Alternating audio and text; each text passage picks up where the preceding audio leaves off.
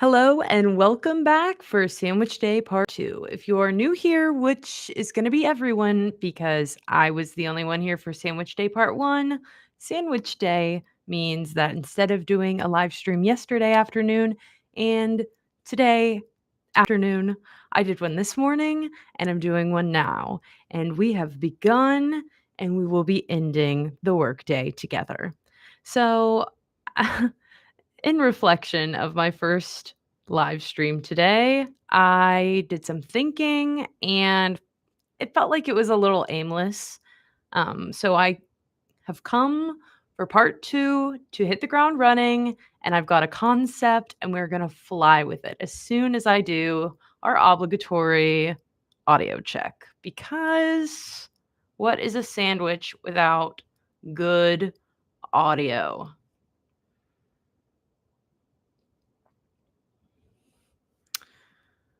Historians don't know. We also don't know if we have audio at all or if we're live. Please stay tuned. I implore you all to exercise the utmost patience. Vamping, vamping, vamping. Anyone seen Nosferatu? I haven't yet, but at this point, everyone I know has, and I haven't heard the best of feedback. Awesome. We've got audio. Obviously, that Nosferatu check-in was a vamp joke, so don't want to hit you over the head with my puns, but I guess that's exactly what I want to do. Let's dive into the concept. I saw a post recently about people using ChatGPT to summarize reading for them. Like someone sent someone a book recommendation and the person responded and was like, "Oh, it was so good. Thank you so much for the rec." And I can't tell for the life of me if this is true and honest because who the hell interacts with people like that? If someone recommended me a book, I would not tell them a day later, "Oh my god, it was so good," if all I had done was have ChatGPT summarize each chapter for me and then read the paragraph summary of each chapter. But apparently, according to this post, that is what people are doing. Not for nothing, I probably would have liked to have done that in school, but I didn't do it. And I don't think the youth of tomorrow should. So, we are going to do something in a similar vein, but different because we are not going to use AI. We are going to use our thinking caps and the number one tool from back in the day when I was in school, Wikipedia. Now, everyone gets really grouchy about Wikipedia and whether or not it is reputable and whether or not you can cite it as a source. I don't have any qualms with not being able to cite it as a source, but it is nothing if not a great resource. So I'm going to be using Wikipedia.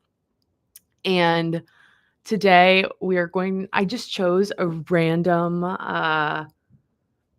academic subject that the youth may be assigned, which is the Iliad. And instead of having ChatGPT summarize it for me, I am going to learn about the cultural context the Iliad was written in as much as possible on Wikipedia on live stream as the fantastical culmination of this sandwich day. Culmination probably wasn't the right. It's the the piece de resistance, come on, the final number of a musical, the finale, the grand finale of our sandwich day. We are going to learn about the Iliad. So let's dive in. For what it's worth, I did not have to read the Iliad in school. So let's work through context clues first and foremost. So we've got a synopsis tag that's separated into exposition, We're finding out that there's a lot of different books that make up the Iliad based on these subheadings. So we've got books 1 through 4, books 8 through 15, books 16 through 18. We've got books 19 through 24. And then we've got Greek gods in the Iliad, within the Iliad, divine intervention, themes, love themes. Gonna spend a lot of time in the themes tab later. And what's great about this is rather than having artificial intelligence summarize it for me, a presumably reliable human being has typed into their computer direct quotes from the source text. So that is what I'm going to be reviewing. Let's work through it. I'm obviously going to verbal process because we are on live stream. It would be boring if I didn't. And let's start with exposition books 1 through 4. Making sure that I'm talking into the right side of the microphone because it is directional and I would be an idiot to not. There we go. Boom, boom, boom. Got it going. All right. So I'm going to read directly from Wikipedia. So that's what I'm doing right now. These are not my own words. These are the words of Wikipedia contributors. Thank you. Good night. The story begins with an invocation to the muse. The events begin in media res, that means in the middle of action, thank you very much, towards the end of the Trojan War, fought between the Trojans and besieging already Achaeans. Okay. Achaeans or Echians? Echians? Hold on. I know how to read phonetic pronouncers. You know what? We're going to breeze past it though, because we're on live, okay? Thank you. Thank you. Yes, I'm sorry. Okay.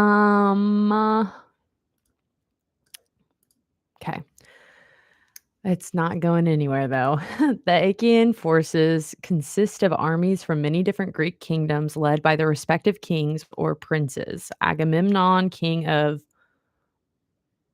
Mycenae. Y'all, I'm literally so sorry. Mycenae.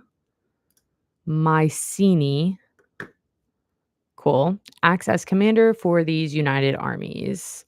Oh, why did I think this was going to be easy ever? None of these just roll off the tongue the way I'd like them to. But let's actually, now that I've realized how embarrassing this is going to be, I'm going to skim it in my head. Moral of the story, by the way, is we should be reading. Neither of these answer choices are the right one, Wikipedia nor ChatGPT. Obviously, we have to refer to things other than the original source for supplementary education oftentimes, wherein I would suggest Wikipedia.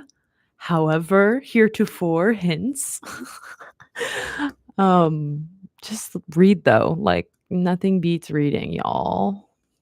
Don't know that I'd recommend the Iliad, but this is what we're working with because it's what I've chosen. So, okay.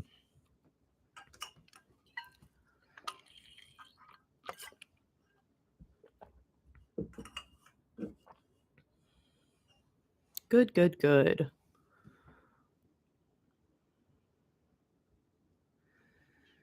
So, we all know bits and pieces, I think, of the Trojan horse and Greek mythology. That was a crazy breath. Anywho, I heard it like twice.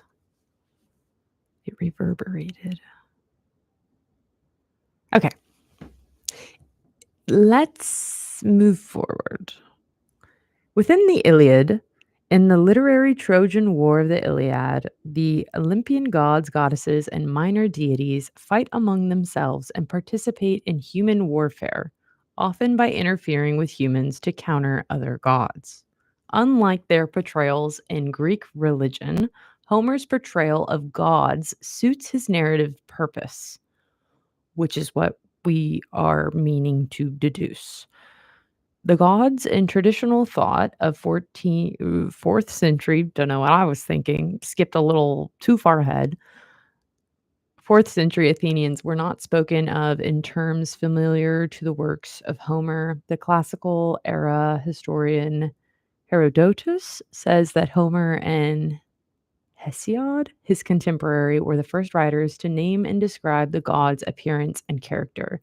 Okay, so I'm gonna be real. I was focused on making all of that sound right from pronunciation standpoint and a voiceover brain.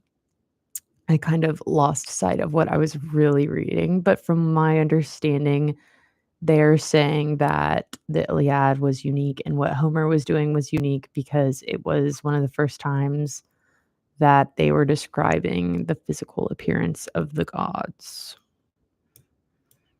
Basically, we're anthropomorphizing the gods for the first time. We were making them probably not, because I feel like we have always right, the lore is that oftentimes it is spoken.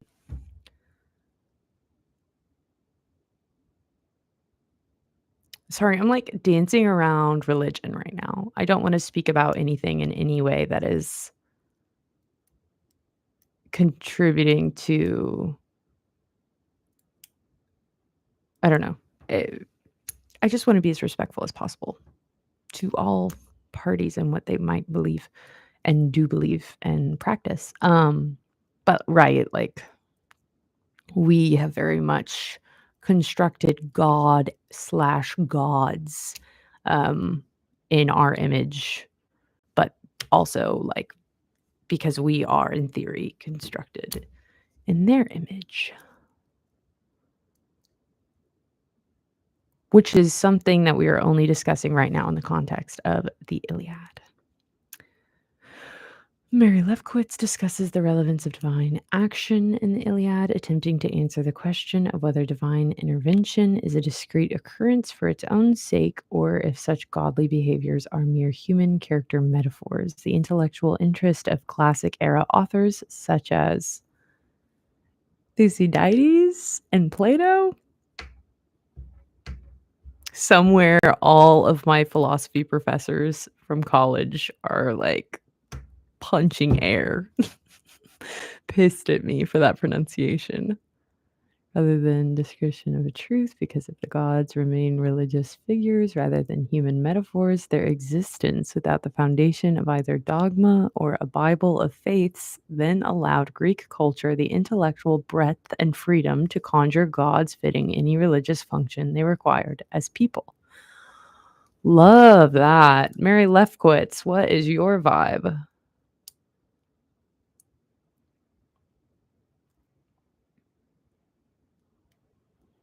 That's so awesome. Well, I'm actually gonna learn about her a bit later too, just in free time, because she seems I like the vibe of what I'm reading. Scrolling, scrolling, scrolling. So far, I don't know why I thought I was gonna be able to hop on live stream and learn enough, but the medium is the message ultimately. I came here today to tell you the youth are asking ChatGPT to learn for them. I'm going to show you how to do it the way we did it back in my day with Wikipedia. When, don't you know, reading and critical thinking has always been the answer.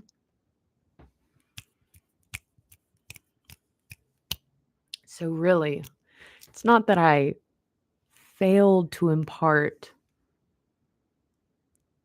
the lesson I wished to teach, it's that I proved it in its form and function. Thank you. I'm so glad you all came to Sandwich Day. Let us end with a quote about fate from the Iliad. This is Homer. No deadly destiny with the son of Leto. Leto? Jared? I hope not, has killed me. And of men, that was obviously me adding more, right? So we're clear? Okay. No deadly destiny with the son of Leto has killed me, and of men it was Euphorbos. You are only my third slayer, and put away in your heart this other thing that I tell you.